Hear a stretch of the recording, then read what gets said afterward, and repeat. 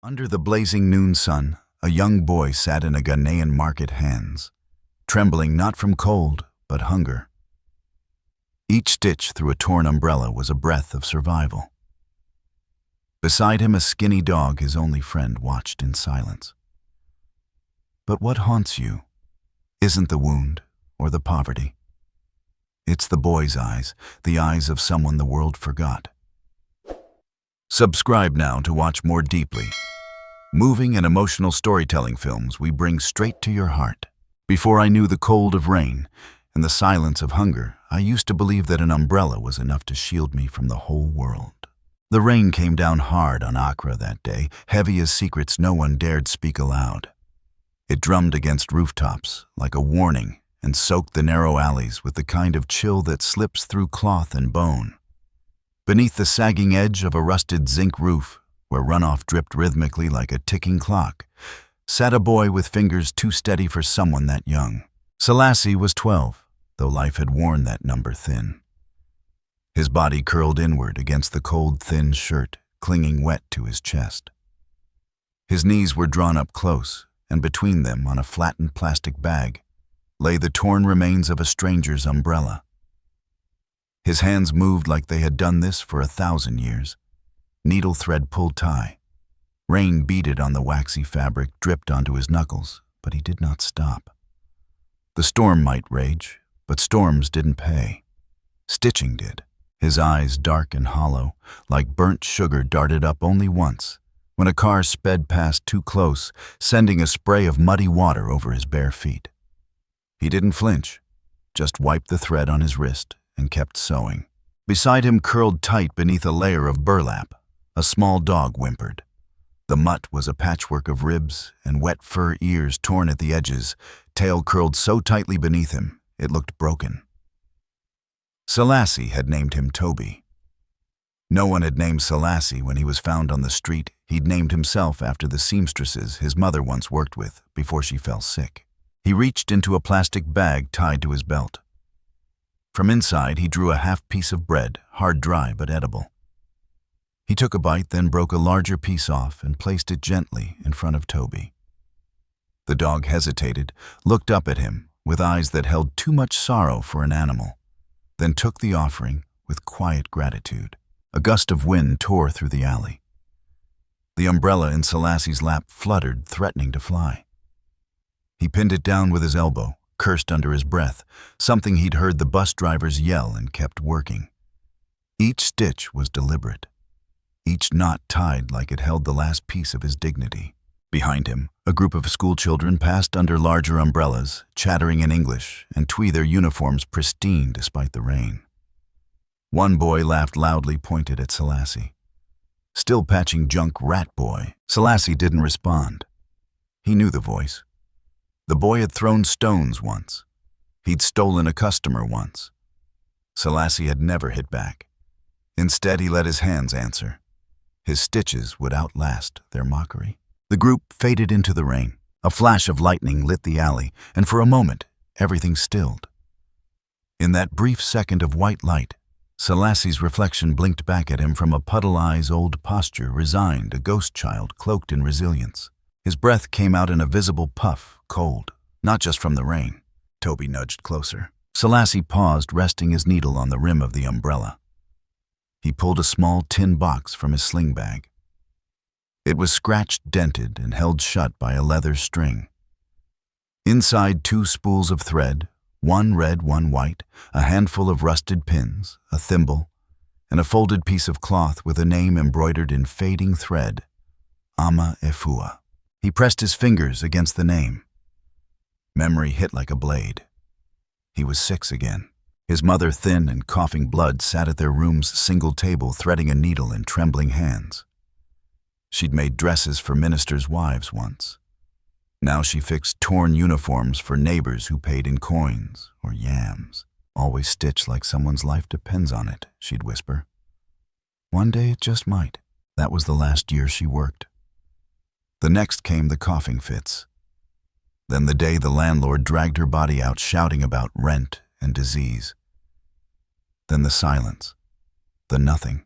His father had been quieter after that, then angrier, then gone. Selassie had wandered for days, clinging to that tin box like a compass. It was the only thing the landlord hadn't pawned. When the storms came that first week, he huddled behind market stalls. That's when he learned umbrellas were always breaking. People always wanted them fixed. He learned with scraps and mistakes. The first 5 umbrellas he tried to repair, he made worse. Then he learned tension, thread strength, water resistance.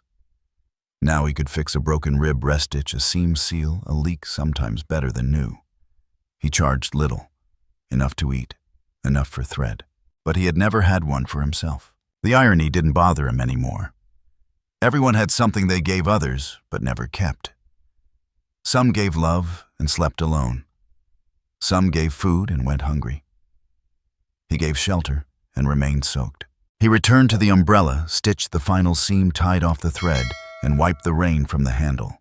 The woman who'd left it earlier would come back. She always did. She was kind.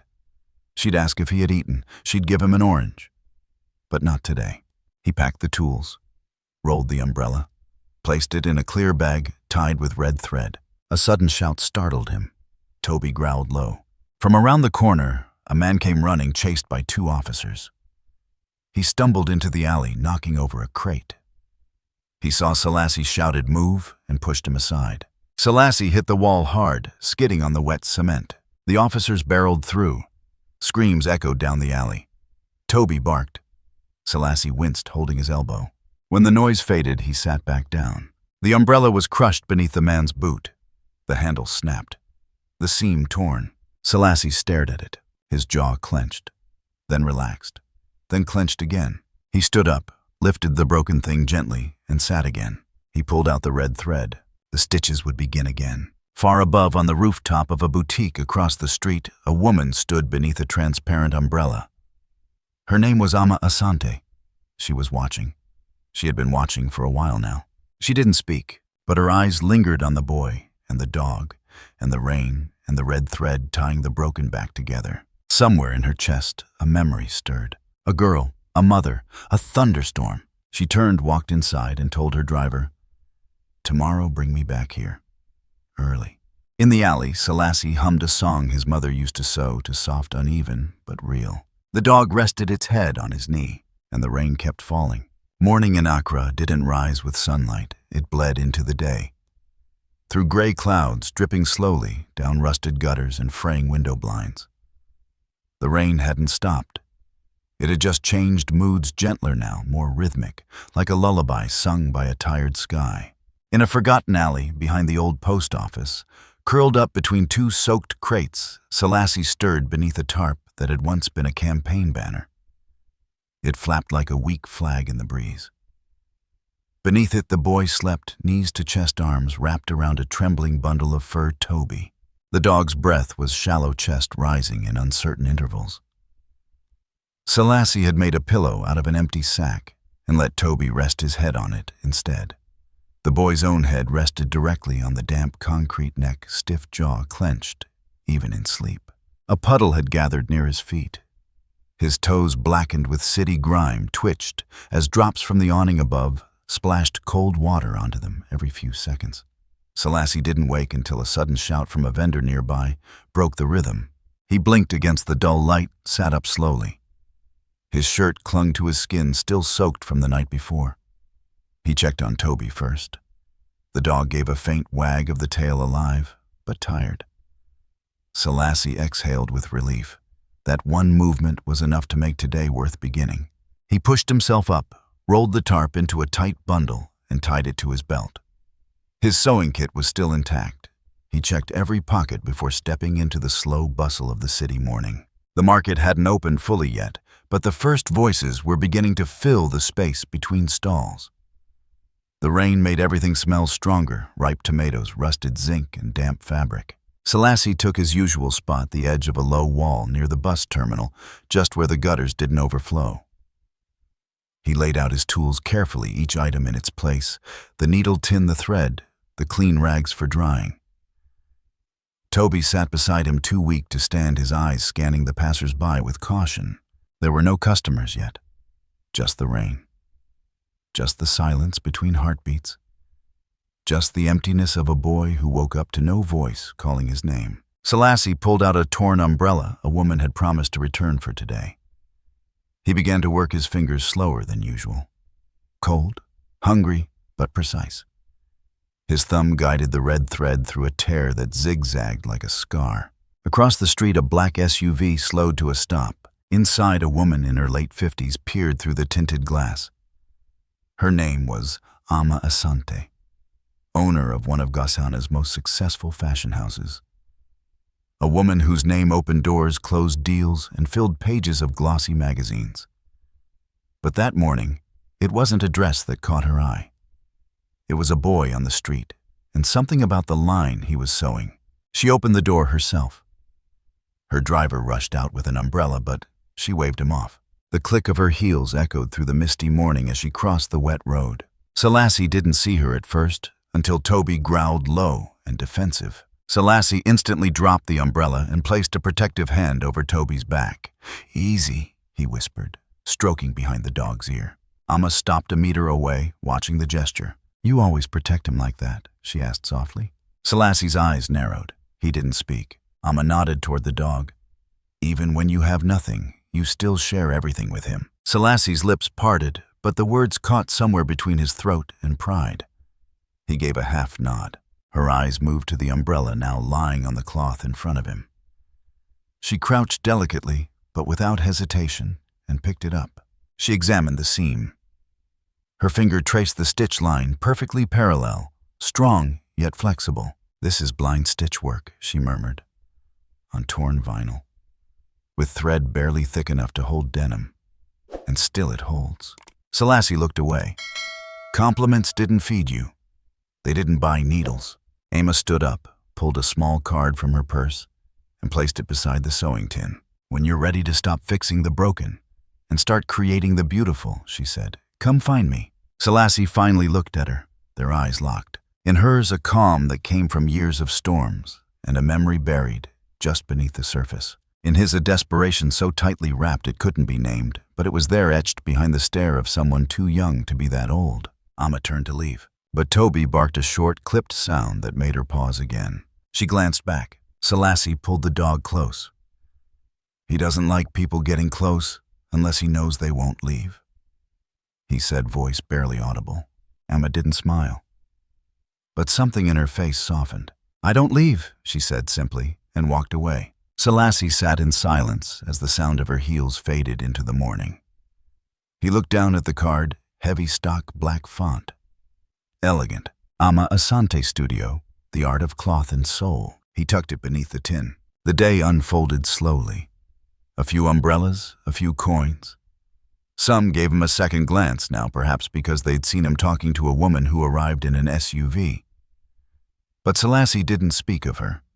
He stitched like he always had. Carefully, methodically, like each seam might hold the sky from falling. By afternoon, the clouds thickened again. The air smelled of another storm. Selassie packed his things early. He wrapped Toby in the tarp again, careful not to pull too tight, then carried him in his arms toward the alley. On the way, he passed a tailor's shop. A mannequin in the window wore a bright yellow raincoat, clean lines, flawless stitching buttons like drops of gold. The kind of coat made to resist not just weather, but the feeling of being weathered. Selassie stopped and stared. Toby whimpered in his arms. The boy looked down at the dog, then back at the coat. He whispered, "Do you think I could ever make something like that?" The dog didn't answer, of course, but his eyes tired as they were stayed open. Selassie turned and kept walking. The rain fell again that night, harder than before. In the alley, Selassie sat beside Toby card, in one hand, tin box in the other. He didn't know what he feared more, leaving the street or daring to dream beyond it. A single tear rolled down his cheek, not from sadness, not from rain, but from a thought that terrified him. What if he was meant for something more? And what if the storm had always been leading him there? The wind didn't arrive like a warning, it slammed into the market like a curse. Stalls shuddered. Tarps lifted and snapped. Dust turned to mist in seconds. And Selassie, halfway through mending a torn parasol, looked up just in time to see the sky fall apart. It wasn't the kind of rain that asked permission. It was the kind that punished. A full-throated Ghanaian storm sweeping through Accra with a fury that made even the hawkers stop mid-haggle. Lightning tore through the clouds like jagged stitches across a wounded sky. Selassie scrambled to cover his tools. His hands, trained to make things neat, could not outpace the chaos. The plastic sheet he'd stretched above his work corner flapped violently before a nail gave out. With a crack, the whole frame came down. "Toby," he shouted, voice nearly drowned by thunder. The dog had already bolted from the crate they shared. Selassie spotted him just as a wooden plank ripped free from a nearby fruit stall flew through the air like a blade. He moved too slow. The board struck Toby on the side, sending the dog tumbling into the waterlogged street with a sharp, broken yelp. Selassie's scream tore through the storm louder than the thunder. He dropped everything needles, thread, dreams, and ran. Toby was curled into himself, whimpering, his left hind leg twisted at a sickening angle. Selassie knelt beside him, not even noticing the blood mixing with the rain or the water rising above his ankles. "I'm here," he whispered. "I'm here, I've got you." He cradled the dog in his arms, ignoring the heat radiating from the injury. Toby was shaking uncontrollably. His eyes searched Selassie's face for something he couldn't name. Reassurance, escape, maybe forgiveness. Selassie ran, through mud and debris, past broken umbrellas and overturned buckets. He dodged a taxi that skidded too close, barely missed a falling signboard. He ran toward the only place he knew might help, a run-down veterinary outpost at the edge of the market. He'd passed it before. A white door with a paw print painted in blue. He banged on the door with his elbow, holding Toby tight. "Please," he shouted. "Please, someone." A man in a raincoat opened. Mid-40s, stern eyes, tired posture. "We're closed. Come back in the morning," he said, already starting to shut the door. "No. Please." Selassie shoved his foot forward. "He's hurt. Bad. I don't have money, but I can work. I'll sew. I'll clean." The man hesitated. "Is he vaccinated?" he asked coldly. Selassie blinked. "What? Has he had shots?" I don't know. He's mine. I found him. I can't take him. You'll have to go somewhere else." The door closed. Selassie stood frozen. His chest rose and fell in jerks. The rain masked his tears, but not the sound that broke from him, a sound that lived somewhere between a sob and a howl. He sank to his knees right there on the wet concrete, cradling Toby, whose breaths were slowing now. He whispered again and again, "Don't leave. Please don't leave." The card. It had gotten wet, but it was still legible. Inside his tin box, tucked between spools of red and white, the name still shone, Ama Asante. He looked at Toby, then at the direction of the city center. His heart wanted to run back to the alley, to the only corner that had ever accepted him. But his body turned the other way. He ran again. It was a long way to the address, miles through streets that didn't welcome boys soaked and shoeless, carrying bleeding animals in their arms. People stared. One woman pulled her child closer. A man laughed and said something in Twi Selassie didn't hear. But none of it mattered. He had no umbrella. He had no plan. He only had a dog and a prayer.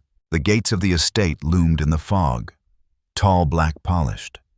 Too tall, too closed. He could see a guard booth to the left. He approached, limping now, cradling Toby against his chest. The guard stepped out quickly, alarmed. "Hey, you can't be here. This is private." I need... Ama Asante, Selassie stammered. "She gave me a card. Said to come if I wanted to make something beautiful. But I need help first." The guard looked him over, boy animal blood. "Wait here," he said gruffly, then disappeared behind the gate. Selassie sank to the pavement. He rocked gently, whispering into Toby's fur. "You'll be okay. We'll be okay. I won't let you go. Not you too." He didn't notice the drizzle turning to mist. He didn't hear the soft footsteps on marble. He only felt the warmth of a hand on his shoulder. He looked up. Ama stood over him, Raincoat clinging to her like a second skin expression unreadable. "What happened?" she asked softly. "I came to learn how to sew," he said, trembling. "But first, please, help him." She knelt beside him, not hesitating, not flinching. She touched the dog's side, gently assessed the wound with a practiced glance. Then she turned and called to someone inside. "Kwesi, bring the kit, now." Selassie stared at her, the rain blurring everything. And in that moment, kneeling in the storm, holding what little he had left, he felt something unfamiliar pulse in his chest. It wasn't hope. It was the quiet before hope. The fragile hush that dares to believe the storm might pass.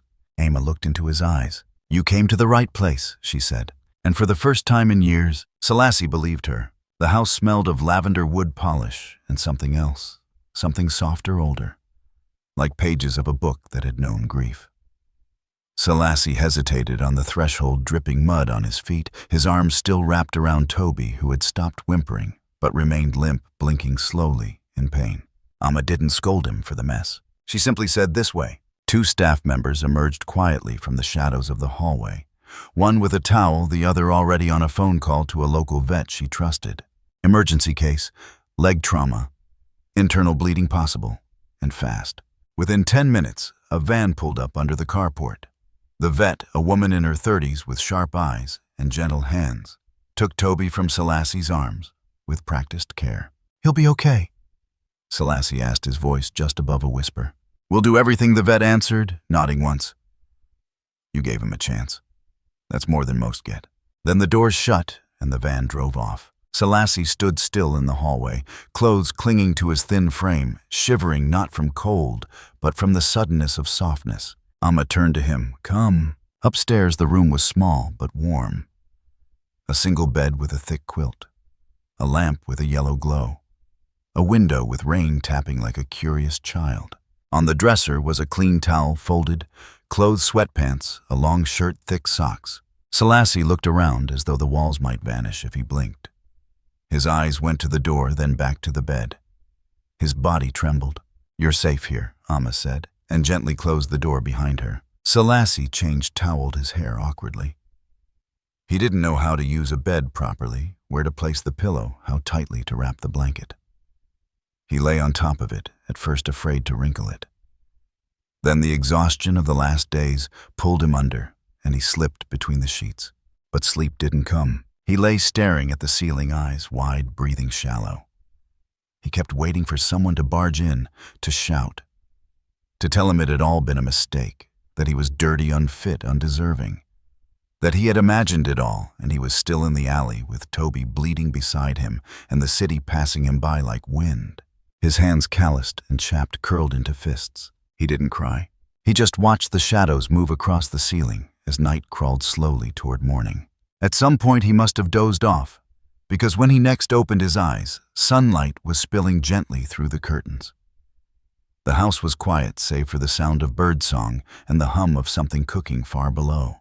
There was a knock. Amma stood at the door, already dressed in crisp linen, her hair tied back.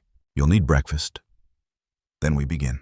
The studio was nothing like he imagined. No golden mannequins, no sparkling fabrics, no posters of smiling models. Just a wide-open room filled with the smell of cotton thread and metal oil. One long cutting table. Sewing machines, all neatly covered. Spools of thread stacked like trophies. Fabrics arranged by shade, not price. Emma handed him a fresh needle. "Show me how you hold it." Selassie obeyed. She frowned slightly. "Too tight. The needle isn't your enemy. It's your extension." She took his hand, adjusted his grip. Again, he tried. Failed. She corrected. Again. This was not the soft-spoken woman who knelt in the rain beside a bleeding dog. This was someone else. A storm in control of itself. They worked in silence for nearly 2 hours. Selassie pricked his finger 3 times. The first time he winced. The second he didn't flinch. The third he didn't even notice until blood dotted the muslin. Amma said nothing. She simply handed him a bandage. After a while, she brought out scraps of fabric, old, torn, jagged at the edges. Useless to most. "Make something from this." Selassie stared. "What kind of thing?" "Anything. It doesn't need to be beautiful. Just real." He nodded slowly. He chose 3 pieces, one dark blue, one mustard yellow, one gray. The textures were uneven, the edges frayed.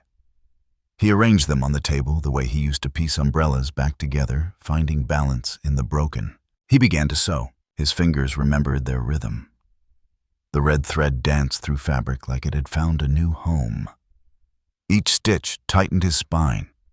Each knot steadied his breath.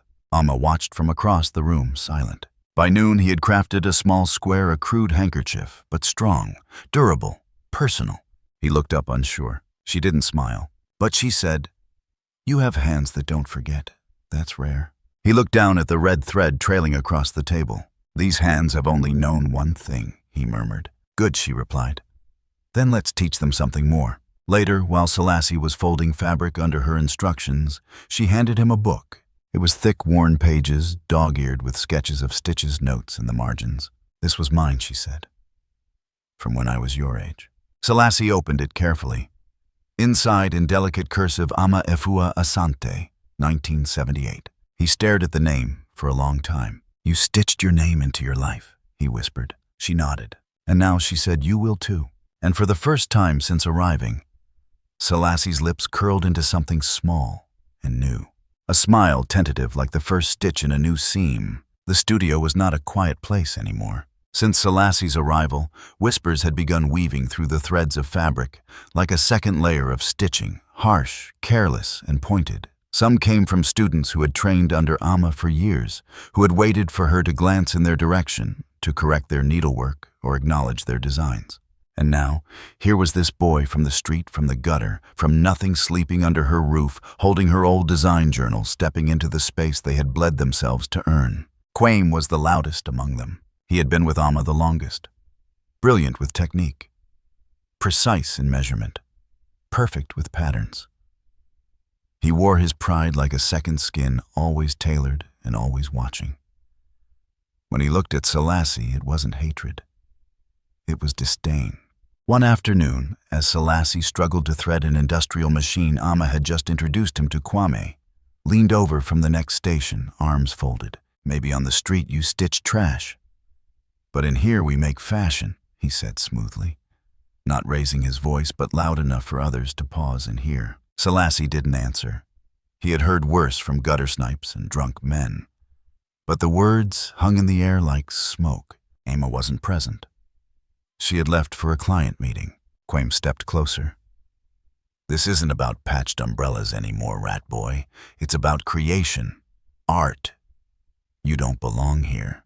Selassie looked down at his hands, the way his fingers shook just slightly when holding this new needle, thicker, less forgiving. He had bled for thread before. He could bleed again. But his silence only fed the mockery. Over the next few days, small things began to happen. A spool of thread he needed would vanish. A design sketch would be smudged when he left the table.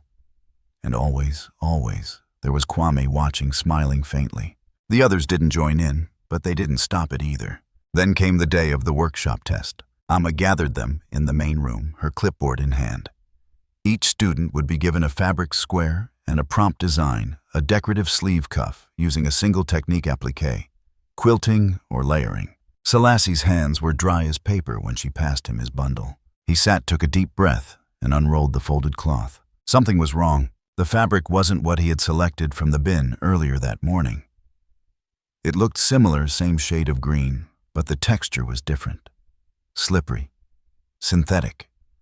A poor match for his planned stitch pattern. He blinked, looked around. Kwame was 2 tables away, already halfway through his cuff sewing in confident sweeps. A faint grin tugged at his mouth. Selassie turned back to his work. The synthetic fabric stretched when it should have held. Threads pulled in ways that made the design ripple out of alignment. But he couldn't stop. Not with Amma watching from the corner. His heart thudded. His fingers moved faster, but less precisely. Sweat began to bead at his temples. Halfway through the piece, the thread snapped. He tried to tie it. It slipped. He looked at the needle, at the fabric, at his failure unfolding like a slow-motion collapse. By the time the bell rang, Selassie had produced a misshapen mess of lines, some crooked, some unfinished. The border had puckered where the fabric had bunched beneath the needle. He stood there holding it, trying not to look at it. Amma walked over, picked up the piece, examined it silently. Her eyes, usually sharp and unreadable, seemed almost tired. She didn't raise her voice, didn't frown. She simply looked at him. and said, "If you let the past unravel you, the future won't stitch itself back together." Then she turned and walked away. Selassie stood there long after the others had gone. The workshop emptied. The tools were packed. Kwame passed by, brushing against his shoulder just hard enough to make the message clear. But Selassie didn't move. He stood like a ghost, stitched into the floor. That night, he didn't go to his room. He went back into the studio and sat at the table beneath the skylight. The moon was weak but steady. He spread out his failed piece, laid it flat, and then he reached into the pocket of his old bag, the tin box. He opened it slowly. The red thread stared up at him. Beside it, broken needles, old cloth scraps from the market, a piece of umbrella fabric with raindrop stains. Selassie smiled just barely. He began to work. He used the scraps Kwame had tossed from his own bin earlier that day. Discarded gold-purple navy. He cut them into deliberate shards, each one angled like a memory. He began to layer them like the ribs of an umbrella, over and under, jagged but purposeful. He used the blind stitch he'd perfected under a leaking awning, the same motion he'd once used to keep a stall holder dry during monsoon season. But this wasn't an umbrella. This was a story, a piece that told of loss and mending, of hiding under tarps and running through alleys, of Toby's blood on his chest and Amma's hand on his shoulder, of pain that shaped the needle. The pattern emerged slowly, a spiral of fragments forming a ripple that pulled the eye inward. It was not beautiful by conventional standards. It was uneven, unruly. But it was alive. By dawn, his fingers bled. By dawn, he smiled. When Amma entered the room at sunrise, a mug of tea in her hand, she stopped short. Selassie was asleep at the table, head resting beside the finished piece, red thread still looped around his fingers. She walked forward, picked up the cloth, and stared. She said nothing, but her throat tightened. She placed the tea beside his hand and whispered, "Now." That is creation. Outside, the sun finally pushed through the clouds, and somewhere in the distance, the first bird began to sing. Toby limped the first few days, his back legs still wrapped in clean white gauze. But his eyes had cleared and his ears perked again when Selassie called. Each morning before the studio door opened, Selassie would kneel beside him, button the small red bandana Amma had gifted him, and whisper, "We're still here. We're still trying." By the second week, Toby no longer flinched at the sound of sewing machines. He would lie beside Selassie's work table, head resting on a pile of unused fabric, tail twitching each time Selassie sighed in frustration or laughed at a successful line of stitching. The others began to take notice. Even Kwame, whose eyes once dripped with disdain, now avoided Selassie's gaze, not from respect, but perhaps from the growing realization that the boy with calloused hands and a street dog might be more rooted than expected. Amma made no announcement, no ceremony. But one afternoon, a framed photo appeared in the front hallway. Selassie needle in hand, and Toby lying beside him under a ray of skylight. Underneath mending is a language, and some speak it fluently. Selassie said nothing, but that night he slept with the tin box beside him on the bed, not under it. It should have been a season of quiet growth. And it almost was. Until Selassie walked past the railway stop on the edge of the old market street one evening, retracing a shortcut he used to take in his early days. It had rained that morning. The sidewalk was slick and silver under the sunset. The scent of palm oil and fried yam drifted through the air. Then he saw him, a man collapsed against the wall, shirt open, mouth half muttering into the cement. A bottle lay beside him, empty. His beard was matted, face bruised and unshaven. One shoe, one sock. The flies didn't even wait for silence. Selassie froze. He knew that profile beneath the grime, the decay, the stench. He knew the crooked tooth that jutted over the lip, the scar above the eyebrow. He knew the shape of his father's hands, even when curled in drunken sleep. He didn't move, just stared. Time folded into itself. He was 6 again, watching that same man slam a door, scream into nothing, cry into a pillow stained with shame. He was 8, being dragged by the arm through the rain because his father wanted him to beg in front of the church. He was 10, watching him disappear into the smoke of a roadside drinking shack and never return. Now the man was here. Selassie took one step forward. Toby barked. The man stirred, turned over, muttered something. Efua. Water. Selassie's throat closed, his mother's name, and then he turned away. He walked fast. The air was thick, his breath ragged. He made it back to the studio without realizing how soaked he was, from sweat, not rain. He shut the door to the workroom behind him, pulled out his fabric for the new commission Amma had entrusted him with, a sleeve jacket for a visiting dignitary's daughter. Expensive fabric. Rare. She had trusted him with it. It had taken her 3 years to train Kwame to the level to do it. She gave it to Selassie in just 5 months, and his hands, those perfect street-born umbrella-taught hands, began to shake. He tried to cut the first edge. His blade wavered. He tried to measure the cuff width. His eyes blurred. He began to sew, but the thread tangled. Again. He pulled. The fabric tore. The stitch line ripped through the delicate silk like a scar. No, he gasped. He grabbed another piece, misaligned the fold. Another, wrong tension. Thread snapped. Scissors clattered. And finally he stood, swept his arm across the table, and sent everything flying. Spools hit the floor. Chalk dust exploded in the air like smoke from a fire. The expensive fabric landed in a crumpled heap by the wall. He stood there, chest heaving, hands red. Toby whimpered from the corner. Selassie broke. His knees gave out.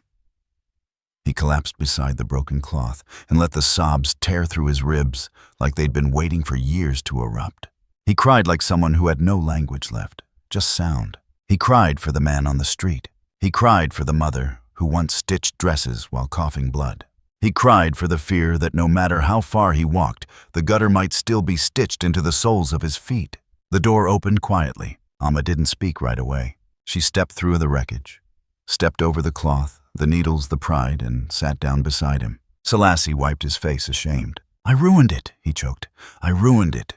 You trusted me." She didn't look at the mess. She looked at him. "You saw him, didn't you?" she asked softly. Selassie blinked. "What?" "Your father." He couldn't answer. She continued. "You disappeared today. Took the old road. I used to take that road when I was your age. I knew what you might see." Selassie said nothing. Amma reached into her pocket and pulled out a faded photograph. 2 girls.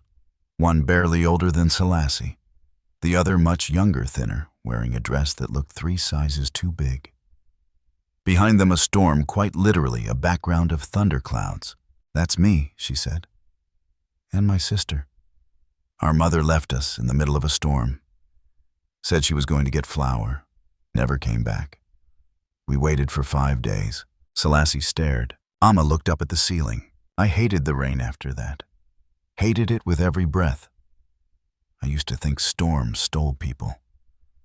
Then one day, I realized the rain didn't take her. She chose to go. The storm just made it easier." She looked at him now, voice steady. "But the rain also taught me how to survive.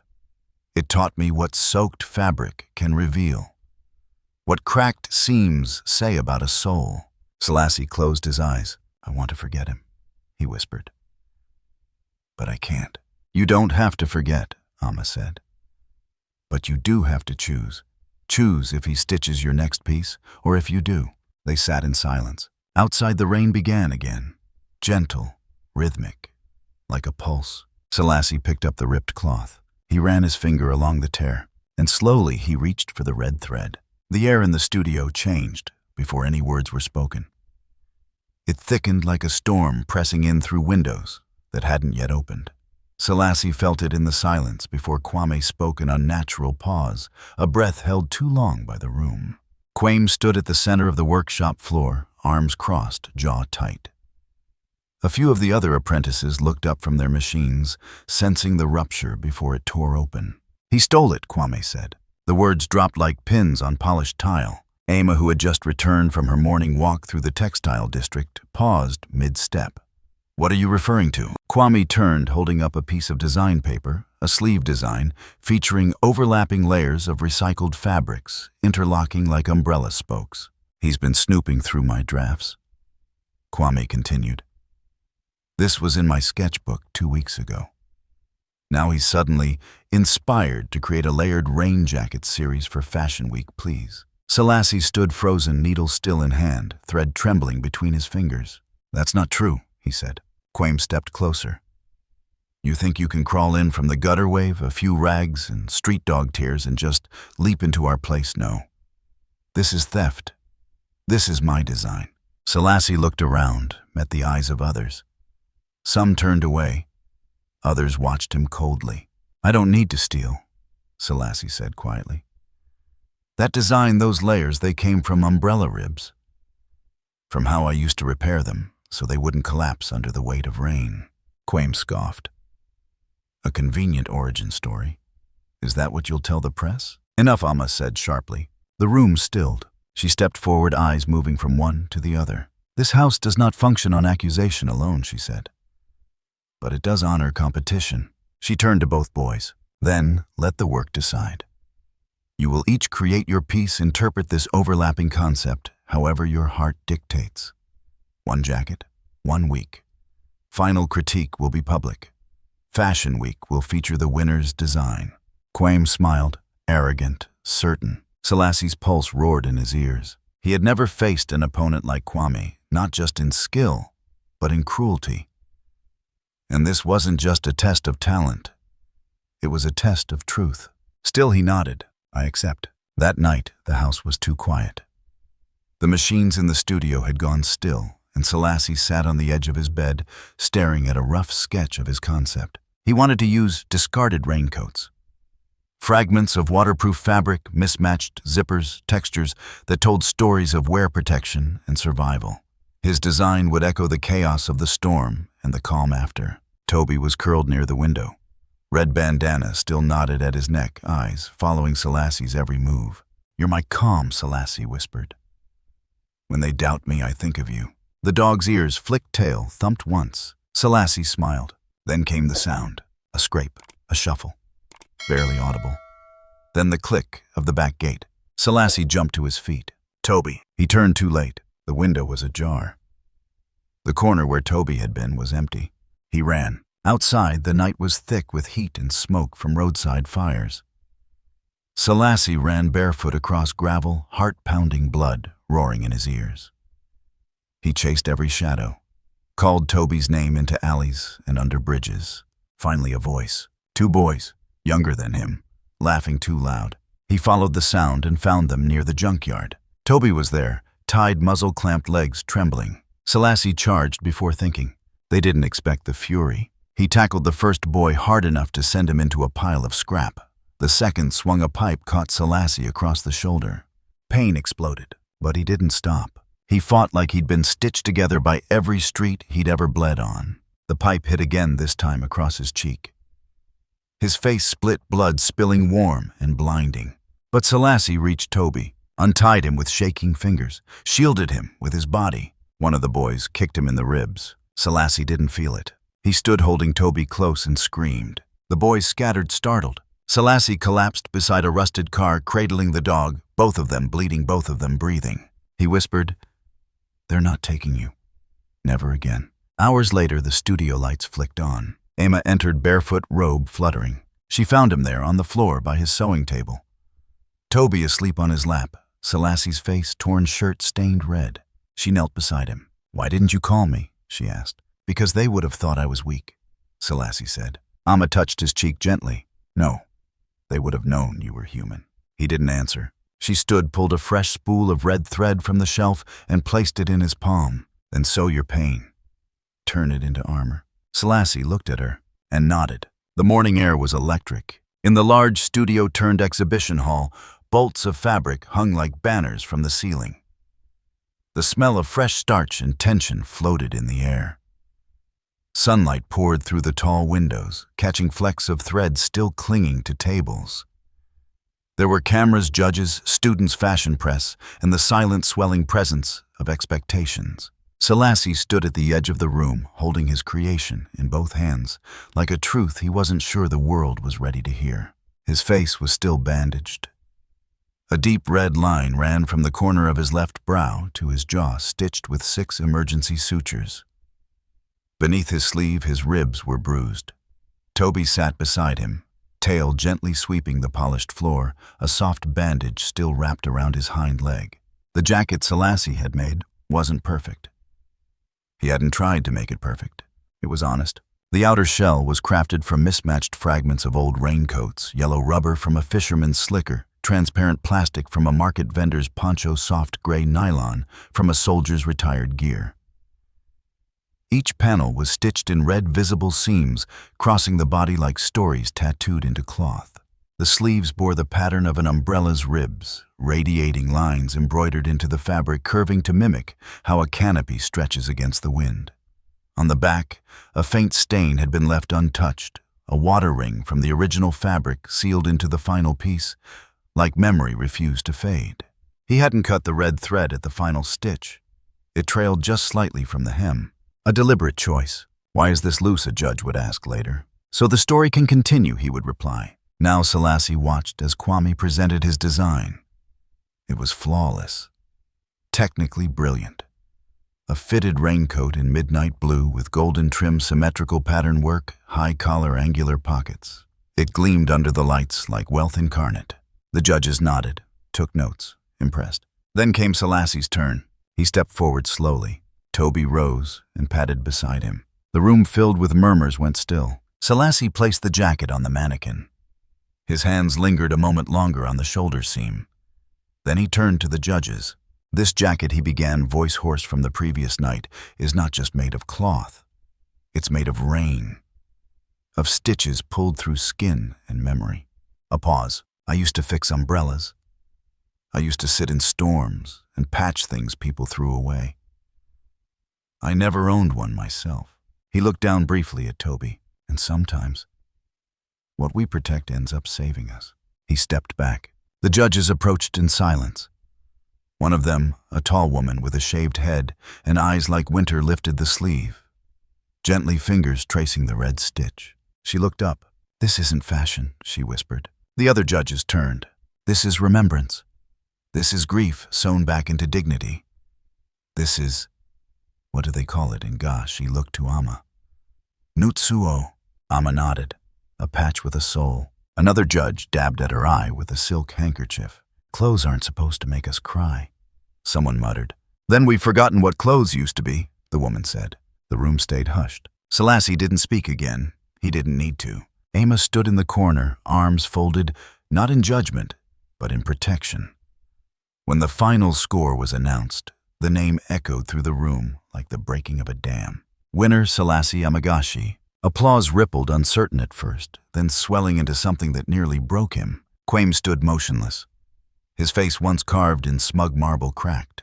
He didn't look at anyone as he walked out. Not Amma, not Selassie, not even the students who parted to make room for him to leave. The door shut behind him like a verdict. Silence lingered a moment longer. Then Amma crossed the room. She approached Selassie slowly, eyes never leaving his. When she reached him, she took his face in both hands, rough hands, mother hands, seamstress hands, and said, "You didn't just sew fabric today. You stitched something we all forgot we'd lost." He tried to respond. She shook her head. "No," she said. "Listen." The applause had not stopped, but beneath it, just barely, was something quieter. Breath, recognition, and the steady sound of a heartbeat beneath red thread. The lights dimmed. The room hushed. A wave of anticipation rolled through the audience like a silent tide. It was the final day of Ghana Fashion Week. From the front row to the balconies above, every seat was filled. Editors, influencers, textile moguls, visiting designers from Paris, Lagos, and Johannesburg. 1,000 eyes turned toward the white runway, stretching into the spotlight like a clean sheet of canvas. On the back wall, just above the curtain, one name had been stitched in bold letters. Selassie Amagashi. Not in gold, not in neon, in deep red thread. The announcer's voice rang out through the hall, presenting the debut collection of a new voice in African fashion, Mended Rain, by Selassie Amagashi. A single spotlight illuminated the end of the runway, and then he walked out. Selassie stepped into the light in a simple shirt of charcoal cotton and worn jeans rolled just above the ankle. Behind him trotted Toby, clean, healthy, wearing a small yellow bow on his collar. The audience gasped in quiet delight. Toby paused at the edge of the stage, sat upright, tail neatly tucked around his paws. Proud, watchful. Selassie gave him a nod. The signal had become their shared ritual. And then the music began. Soft at first hand drums and rainfall, then strings, then silence. The first model appeared. The crowd did not cheer, did not clap, not immediately. They stared. The jacket was unlike anything seen on that runway. Made of translucent layers and salvaged waterproof textiles, the piece shimmered like it had been born from storms. Each jacket in the collection followed blues, greens, yellows, muted silvers, all shaped with deliberate asymmetry, stitched with vibrant red lines in plain sight. They were not designs that tried to hide their history. They wore it proudly. One coat had a seam jagged across the chest, cut from the shape of a tear in an umbrella. Another was adorned with tiny pockets, each embroidered with a single word, in thread run, hide hope hold. The final piece was a sleeveless coat made from rain tarp and soft gray canvas, slashed diagonally with a red sash that ran from shoulder to hip. Across the lower back, hand-stitched in childlike cursive, was the phrase, "I once walked wet, now I give shade." When the last model turned at the end of the runway, light caught the back of the coat and the audience rose to its feet. The applause began as a ripple, then a roar. Flashbulbs burst, people stood. Emma watched from backstage, hands clasped tight, tears in her eyes. She had not coached this part. She had not directed it. This was his. Selassie stepped forward again, Toby walking beside him. They reached the center of the runway. Selassie bowed once, deep, honest. Then he knelt, kissed Toby gently between the ears, and stood once more. The cameras caught it all. That night, headlines flooded social media. Boy with a needle, Selassie stuns at Ghana Fashion Week. Mended Rain, the collection that changed everything. The dog, the designer, and the red thread. But the one that stayed etched into the memory of 1,000 attendees and millions more who watched it online, was from the West African-style Tribune. The boy who patched the sky. In the interview later, when asked about that phrase, Selassie looked at the journalist, smiled softly, and said, "I didn't patch the sky. I just found a way to stand under it without fear. And maybe helped others do the same." They asked him about inspiration. He didn't speak about fame, or money, or Fashion Week. He spoke about umbrellas, and a dog, and a woman who looked at torn things and saw beginnings, not ends. In the final question, they asked what he would tell his younger self, the boy in the alley, soaking wet with no thread and no future. Selassie's voice was quiet. "I'd say hold the needle tight. The storm doesn't last forever. But what you sow in it will." The room fell silent. And through a backstage window far beyond the crowd, the clouds parted, just enough for light to shine in. The sky was quiet that morning. Not just the weather, but the kind of stillness that comes after a long, unfinished sentence is finally whispered aloud. Selassie stood beneath the low tin awning of a rehab center just outside the city. His hands tucked into his jacket pockets, fingers playing with a scrap of red thread he'd tied around his thumb, like a promise he couldn't untie.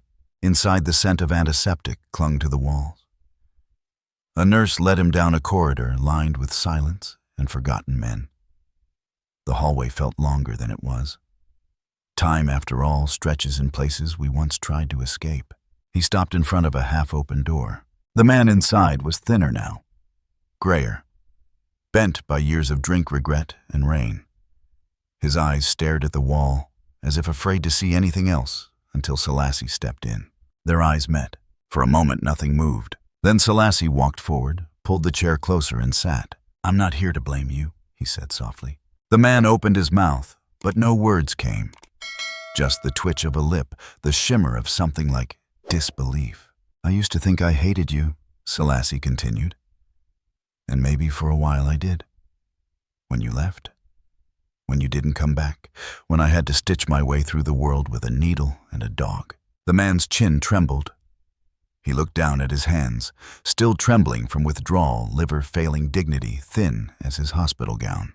"But now," Selassie said, "I understand." He reached into his coat and pulled out a folded cloth, part of the first umbrella he ever repaired, now cut into the shape of a heart and stitched onto canvas. You were just a man who got caught in the storm and never found shelter." The man wept. He wept not like someone who lost something recently, but like someone who'd been carrying the loss for so long, he forgot it had a name. Selassie let him cry, let him lean forward, let him fall into an embrace that was 10 years too late, but still warm, still whole. "I'm not here to fix you," Selassie whispered, "but I'm here. That's enough." They sat like that for what felt like hours. Outside, rain began to fall, soft, thin, unthreatening, like an old wound that finally decided to scar. Weeks passed. The doors of Selassie's new studio opened, not in a glass building downtown, but in a converted shipping container near the edge of the old market. There was no red carpet, no press, just chalk on concrete free classes. Thread for tomorrow. Inside, rolls of fabric sat beside milk crates full of rescued threads. Needles, scissors, patterns drawn on reused newspaper. Kids came. Not all at once. Some peeked in, then ran away. But others stayed, boys with fire scars on their arms, girls who hadn't spoken in weeks, children who knew more about hunger than home. Selassie taught them not just how to stitch, but how to see. He didn't teach fashion. He taught mending, one stitch at a time. On the wall behind the chalkboard, nailed in place with reverence, hung a torn black umbrella with red stitching that curved like veins. The first one, the one that started everything. Beneath it, in block letters stitched into burlap, every patch is proof that something survived. Toby still came every morning. He was older now, slower. But he would curl in the corner near the sewing machines, watching with eyes that had once memorized the sky. And every time a child dropped their first stitch, cried in frustration, or looked like quitting, Selassie would smile and say, "Don't worry, rain never ruined me either." The rain returned as it always did in Accra, quiet at first, almost polite, like a memory that had learned to knock. It tapped gently on the rusted metal roof of the sewing shelter, slid down the window panes, and pooled along the uneven brick path outside.